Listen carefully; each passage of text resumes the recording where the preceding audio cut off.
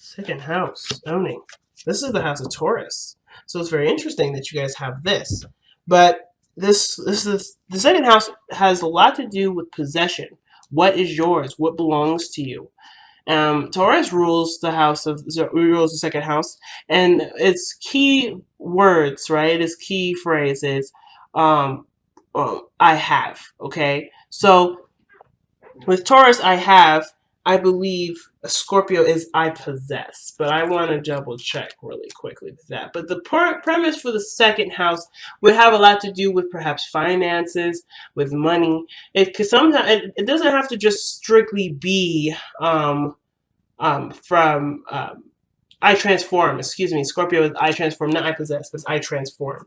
So whatever they have, you transform, right? But that's your opposite house. That's the opposite house for the second house, anyway. The house of Scorpio, which is the eighth. But it doesn't have to just do with finances. It doesn't have to just do with things, tangible things. It could have to do with your self-esteem, what you see as a value. Because what I have is something that you would obviously possess based off of the value system that you have, your value system, your self-esteem, the way you carry yourself. But most importantly, it is definitely the second house has a lot to do with what you believe is yours, and having to do with your personal spiritual self. If that makes sense. What part of you belongs to you? Mainly what I'm getting from this energy for you guys this time is what is yours.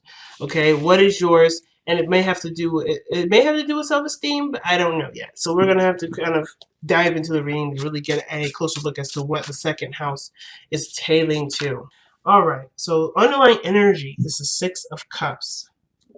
Underneath that is the King of Cups. The rest of the cards are upside down, or is right side up. It's only the Six of Cups that came up reversed. Very interesting. And I make sure to shuffle it in a way that no cards are upside down. But I've been noticing with this deck, there's been cards that come up reversed. I don't read reversals though, but I'm definitely going to acknowledge that it's definitely weird, and something that we'll take note in later on.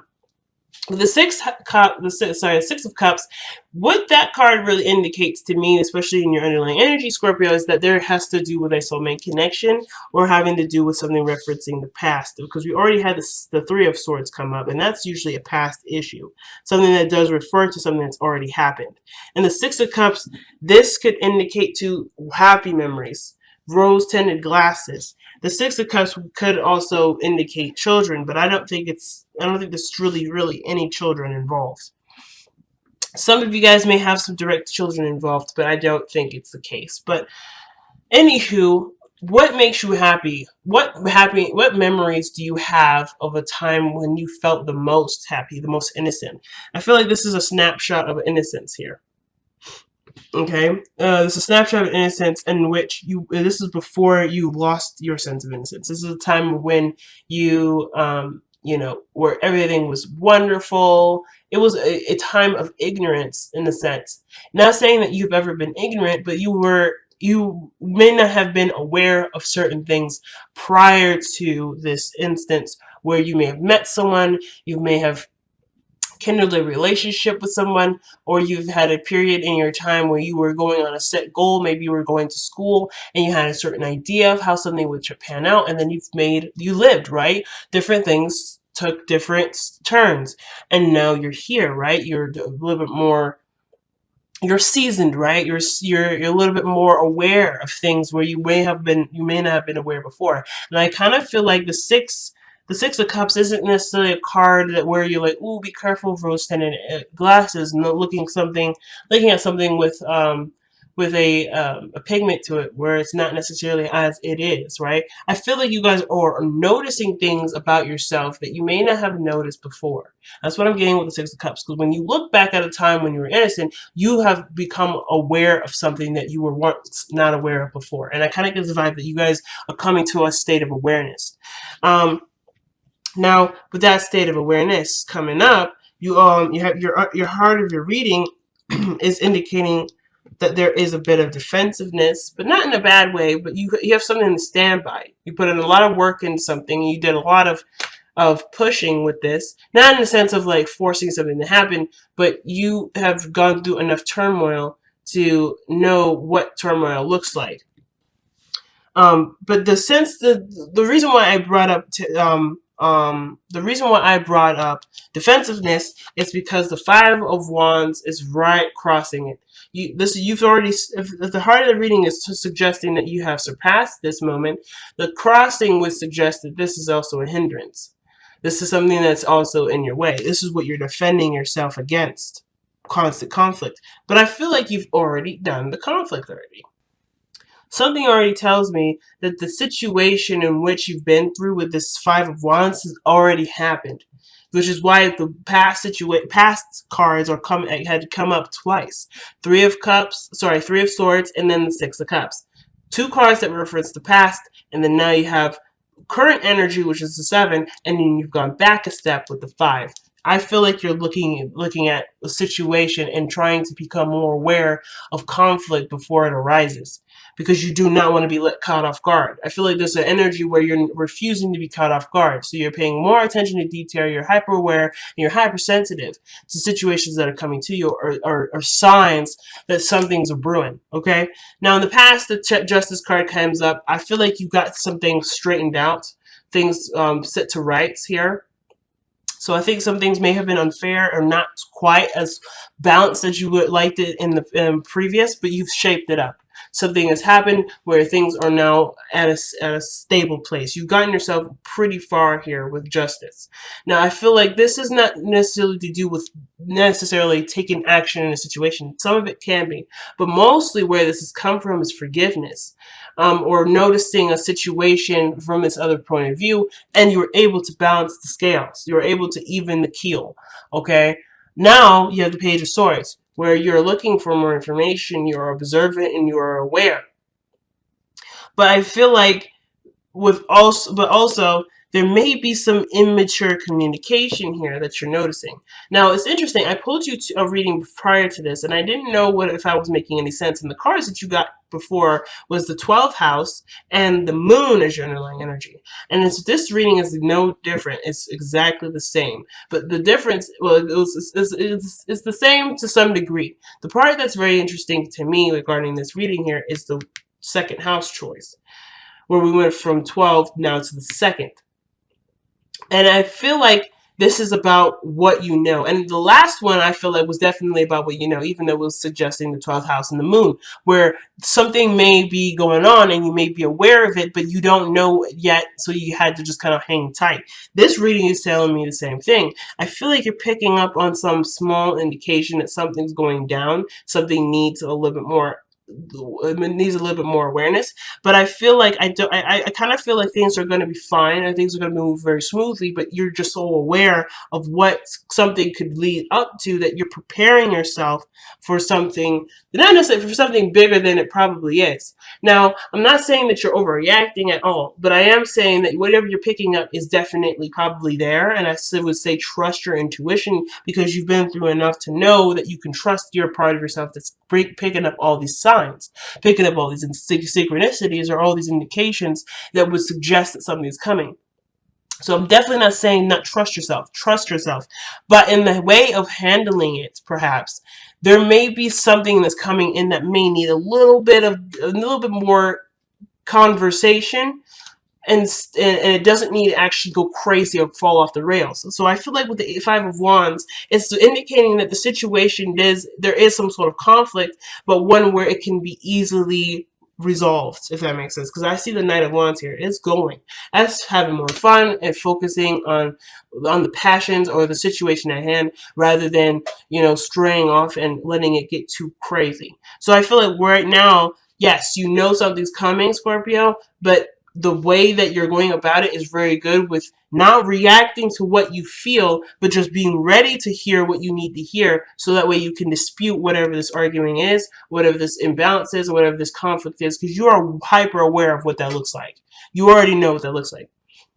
So it's nice to see the Knight of Pentacles, because it's telling you, it's not telling you to do anything, but I feel like your approach with it is slow and steady.